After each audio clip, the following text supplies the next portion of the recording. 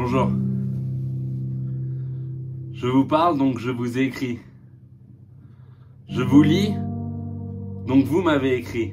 Ce qui n'est pas anodin, ce qui n'est pas habituel dans une conversation entre deux personnes.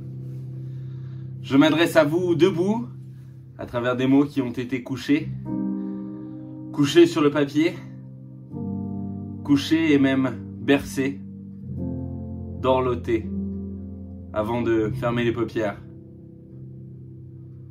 S'endormir en somme pour un texte, c'est mettre un point final. C'est rendre son dernier souffle.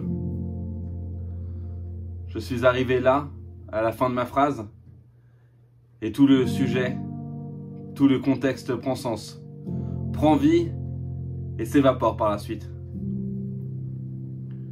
Je vous parle, donc je vous ai écrit.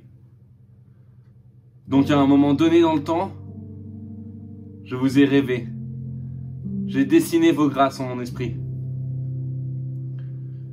Je m'adresse à vous en ne m'adressant à personne. C'est incroyable la capacité humaine à se laisser aller à des sentiments, à des émotions alors qu'il n'y a personne autour.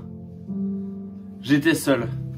J'étais seul dans une salle qu'on imagine souvent lugubre et vous n'étiez pas là. Et je vous ai compté ma gloire, mon désarroi, ma misère et mon aisance, ma tristesse puis mon bonheur. Et vous n'étiez pas. Comme une image à moitié effacée au fond de mon esprit, vous n'êtes qu'une illusion à l'heure où ma plume effleure le papier encore vierge, pur, intouché d'amertume ou de joie. Et maintenant, je vous dis bonjour. Vous êtes enfin ce que j'ai vu, ce que j'ai travaillé de ma pensée alors que vous n'étiez que mystère. Je pense donc j'écris.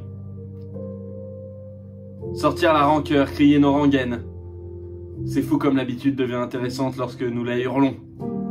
Une rengaine médiocre qui devient fabuleuse quand l'esprit s'en libère et s'en déshérite dès lors. Qui sommes-nous alors que nous gardons le détail de nos vies? Qui sont ces personnes que nous voyons dans nos miroirs le matin, qui nous suivent tout le jour dans les baies vitrées, les fenêtres et chaque petite lucarne qui orneront notre chemin? Ces personnes-là sont nous. Et il est grand temps de rallumer les étoiles.